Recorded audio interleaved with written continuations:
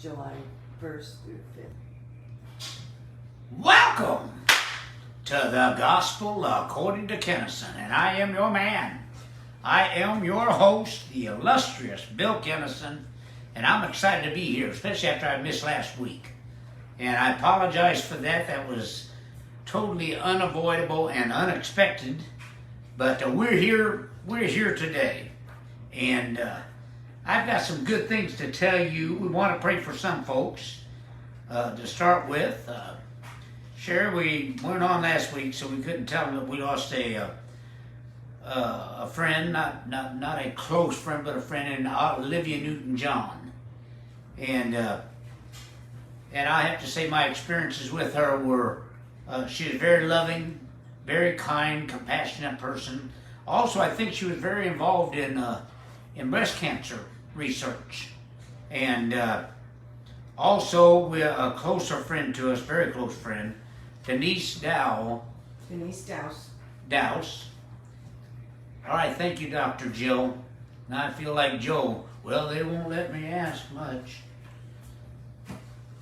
Anyway, Denise contracted meningitis, if I understand all this right, and she stepped over to that next existence, and I believe that just leaves one left in the family, and that is her sister. What was her name? Tracy, that we also know. Denise, she directed several shows at our theater, but I think she also acted.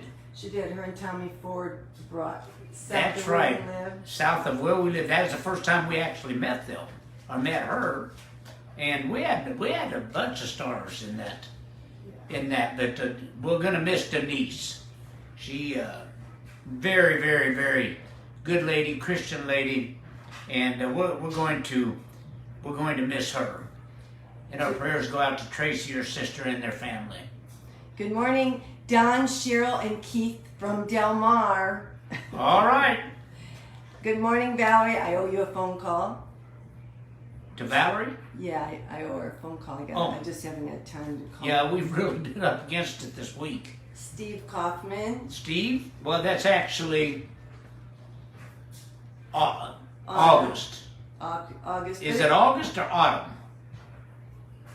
She's going to let us know. I can tell you right now. She's going to let us know. I don't know why I can't get her name straight. Rochelle Haas-Ward, good morning. Yeah, I love Rochelle. Please keep her friend Chris and their family in prayers. Yeah, I've been praying for them. She put that on Facebook this week, and I've been praying for them. And I think we've said before, we've known her since she was a teenager. That's how far back we went. Beautiful, beautiful lady, and has some beautiful grandchildren. Good morning, Anthony Golden. Anthony, he's on here every Sunday. Yes. And I appreciate it. I appreciate all of them, and all the concern. You would have thought that maybe I died last week with all the concern everyone had. You know, what's going on? What is somebody sick or whatever? And I hope that never happens again.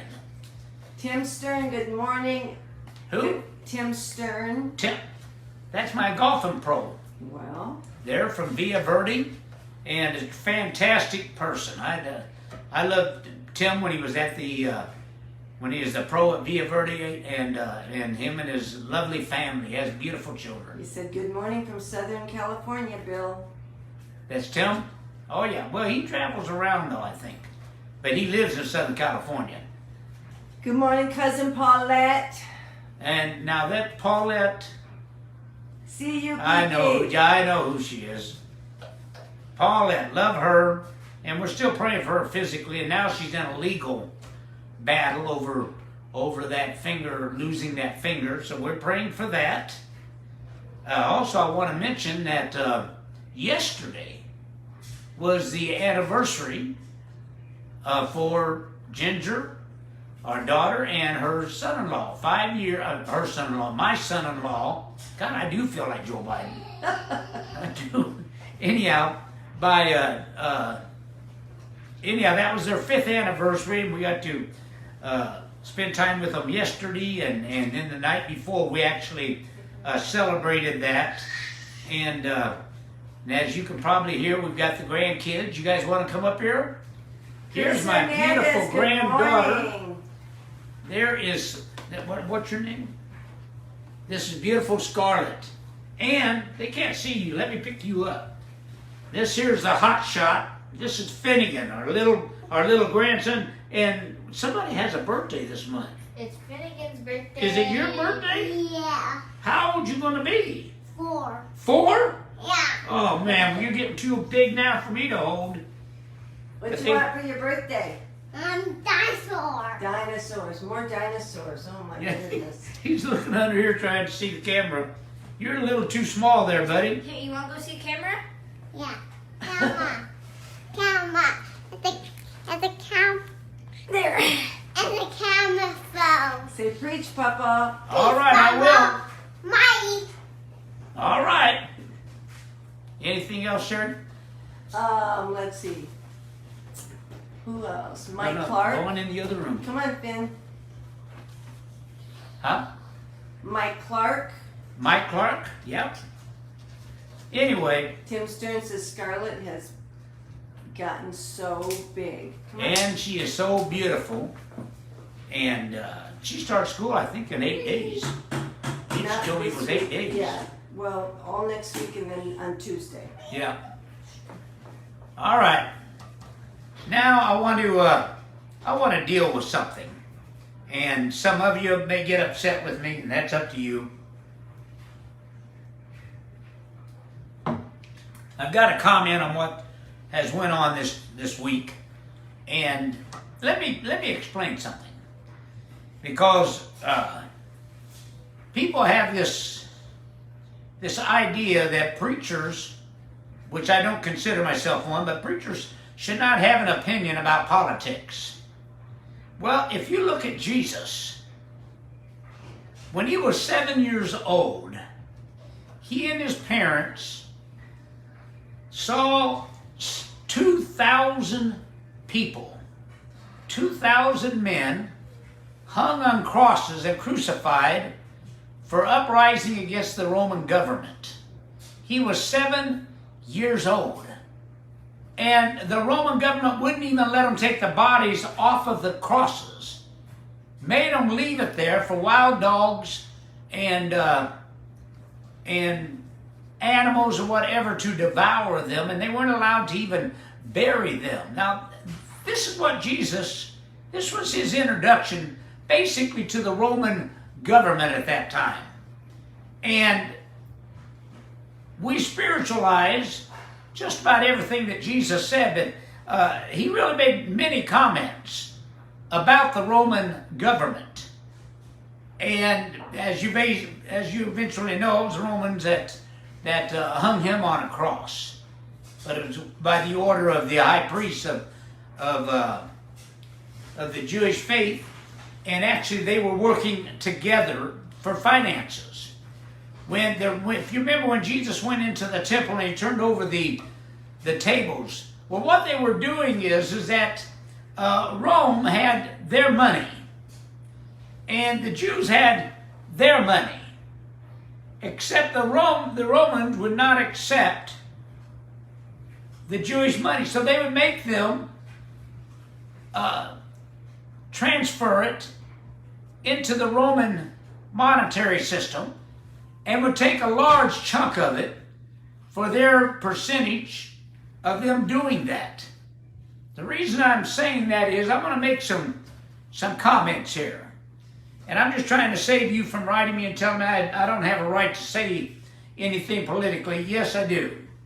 If not, I'm going to do it anyway. This week, I was stunned. No other word to say it. I was stunned that the Department of Justice and the FBI raided the home of our former president, President Donald Trump, and took documents. Now, we don't know exactly what those documents are. They released the search warrant, which was really pretty much useless, very general, And I think I can tell you're never going to see the affidavit. You're never going to know what was in that. But have we turned, let me ask you something. Is this the America that you want? I just have my grandchildren here. I don't want this America that we have right now for my grandchildren to grow up in. Do you want yours to grow up in this? There is nothing different right now about our government and a third world country's government.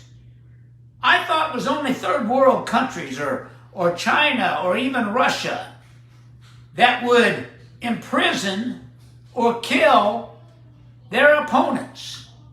That if they had someone that was going to run against them and challenge their office, they just have them imprisoned. Have we turned into that kind of a country? Somebody said, well, you know, and I watched different reactions of the people they had on TV. I don't ordinarily do that, but this really intrigued me. I want to give you some things. The head of the DOJ, the Department of Justice, Merrill, I can't remember his last name right now, Garland, Merrill Garland. You might have heard that name before. He was nominated for the Supreme Court by President Obama. And he didn't get past the nomination. After watching this and watching him on TV, thank God, he didn't get on the Supreme Court. But he blames the Republicans for him not being a Supreme Court judge. Now listen. So, in revenge, I believe, he spears this. I have lost all credibility, faith in the credibility of the Department of Justice, of the Federal Bureau of Investigation, the FBI, of the CIA, and now I'm not talking about their field agents. I believe those people are good people. I believe they do it because that is their passion. But their leadership is as corrupt can be. I look at the WHO and the CDC, the Center of Disease Control and the World Health Organization. I have no faith in them. Now, it's sad that we've got to this place. It's sad that we're watching our country get there.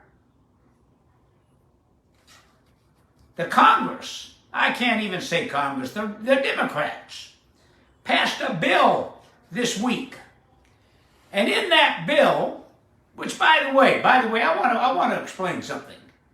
Because if you watch the news at all, they're all touting how that the gas is under $4 a gallon. Well, a little over a year and a half ago, I moved to San Antonio. Well, actually, it's 2 years now, this month. Sherry and I moved to San Antonio. The gas was $1.59. Now it's down to $3.49. So am I supposed to be all excited and all happy that I'm paying $2 more a gallon than I was 2 years ago simply because they brought it down? Look at what you're paying for beef. I usually do the grocery shopping in our family. And I can't believe how the groceries have went up over 10% in the last 2 months. You've experienced that too. Now I want to ask you again, is this the country you want your children to grow up in? Somebody said, well, that's because you're a Republican. No, I'm not a Republican. I don't like Mitch McConnell. I don't like Liz Cheney. I have conservative values and I have liberal values. I'm not a Republican. I'm not a Democrat. So I guess you would call me independent. But regardless, facts are facts. I was talking to a couple people, and they're retired school teachers. And we were actually just having a good conversation, and it eventually turned around, and we was even having a good conversation about politics. And then they asked me, because I said something about, I don't even remember what it was, probably about January 6th, that I thought it's a farce, and I still believe that. And they go, where is your source? Where do you get your information? And I said, my source are sources that I trust. Not only that, I've got my own mind. I don't listen and pay attention to watch CNN or MSNBC or even Fox News. I don't live my life by what they tell me.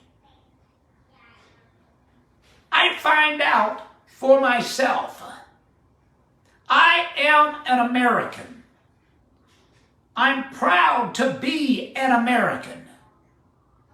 And I hope that we turn this country around. There's only one way you're going to do it. Vote. Vote. You've got about 90 days. Vote. I'm not going to tell you how to vote or who to vote for. I'm just going to tell you, vote. And what you don't like, vote them out of power. Now I'm going to tell you something from my heart. I pray for President Biden. I feel sorry for President Biden that he has been placed in the position that he's in. I do not believe he makes his own decisions. I do not believe he makes his own policies. I believe there is a group, a bunch behind him that literally tells him what to do, and if he has a good day, he can read it off of the monitor. Whenever he's there, he doesn't answer questions because they can't trust him to answer questions. He is so bad, he can't put a coat on. He has to have help. And I'm not belittling the man. I feel sorry for him. I don't understand why his wife, Dr. Jill Biden, doesn't go, Joe, you've had enough. It's time for you to step down. You've had enough.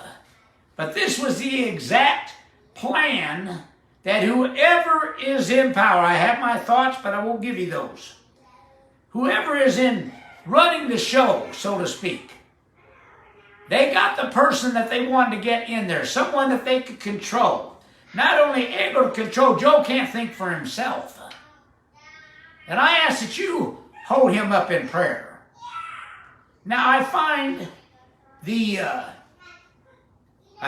raid on President Trump's home deplorable. Absolutely deplorable.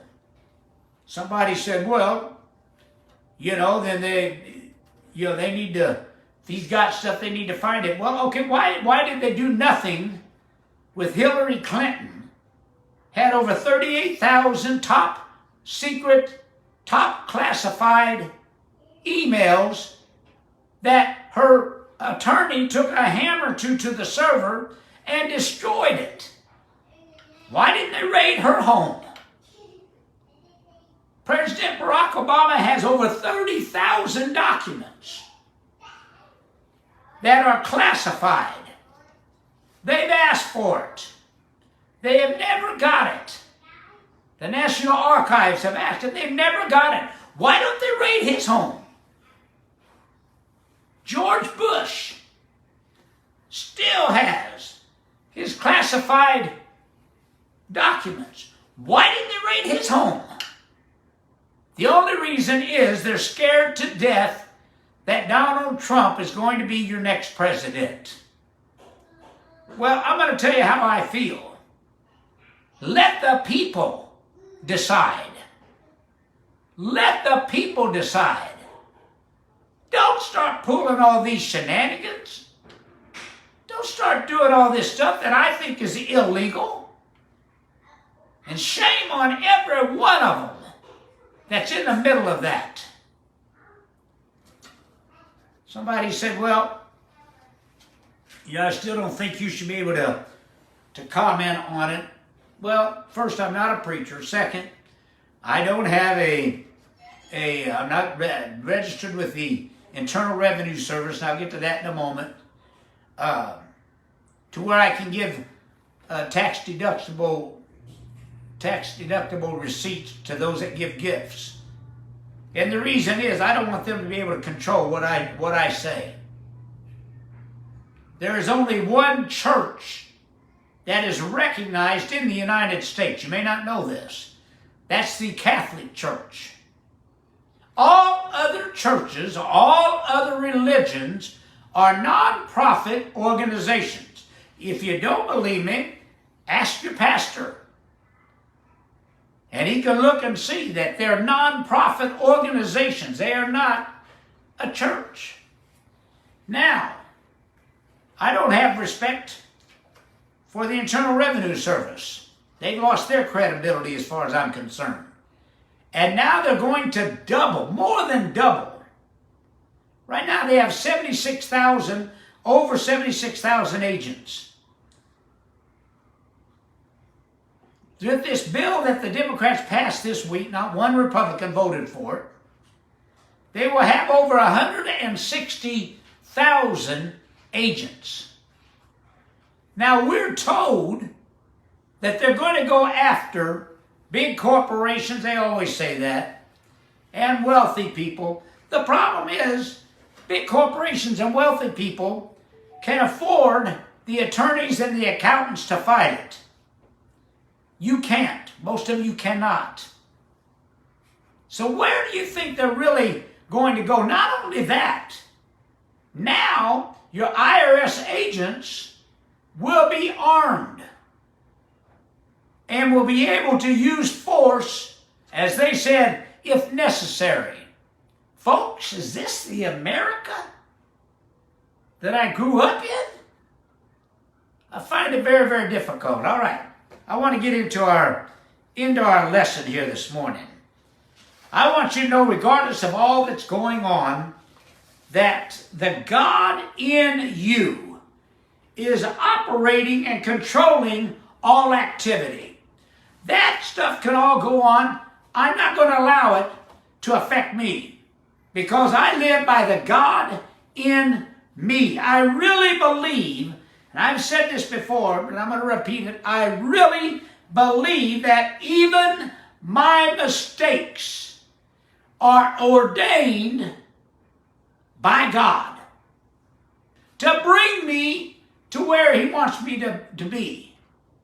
I looked over my life this past week, and I look at what I considered mistakes, bad decisions. But yet, every one of them, I can see if it wasn't for that, I wouldn't have got to where I am. There's some things that you can't learn without first learning how not to. Hope that makes sense to you. It's very simple. When we accept ourselves for who and what we are, we begin to lose our desire for the acceptance of others because our self-awareness reinforces our sense of inner security. Know who you are. That's the most important thing in the world. Know who you are. Know what you are. You're a child of God. The God of this universe is in you. Not just your belief system. He's in you. I no longer fear criticism. If I did, I wouldn't have just took the minutes that I just took, because I know there'll be other people that's going to criticize. I don't care. You see, to be honest, Jesus hung out with what we would call losers. That was ones he hung out with. He spent a lot of time with people described in the Bible as the poor, the blind, the lame, the lepers, the hungry, the sinners, the prostitutes, tax collectors, the persecuted, the downtrodden, the heavy burdened, who knew nothing of the law. We tend to hold people to their past mistakes. But the person who has committed the act and has later, as the prodigal son, has come to himself is better off. Listen, he's better off than the one who has bottled up his temptation and has never really faced himself like the brother that stayed at home. Jesus felt that these losers, and I just use that because that's a term we would recognize, he felt they should not be despised. He felt they should not be treated as inferior. Because of his compassion, they were extraordinary. They had extraordinary value. Man, whatever we have done in the past, listen to me, whatever we have done in the past, be it good or evil, great or small, is irrelevant to our position before God today. I don't care what it was. I don't care what you've done.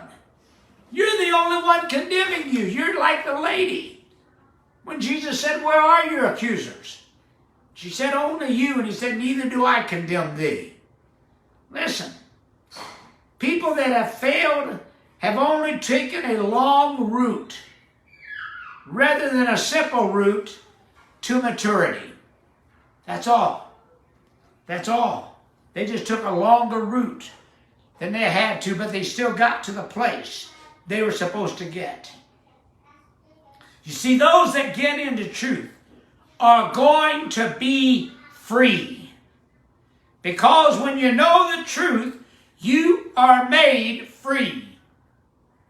So you can say that until you know the truth, you don't know freedom. That applies to a lot of people in the religious systems.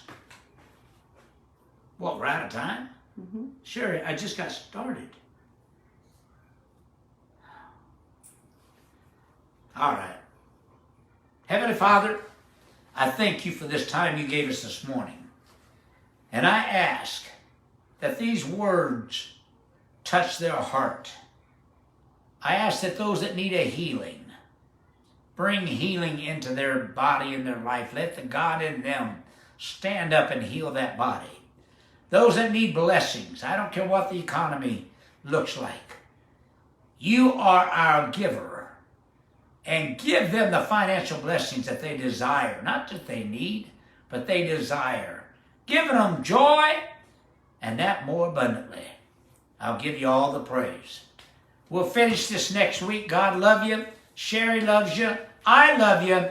God bless America. And did you mention the cruise next year? No, I didn't. July 1st through the 5th. Go ahead. You know the information. We're going to go up the coast on the beautiful Princess Cruise. And all you have to do is, I guess, deposit $100. If you're interested, send us your email, and then we can send it to Cheryl Morin, and she can send you all of the particulars. Okay? Have a great week. See you next week.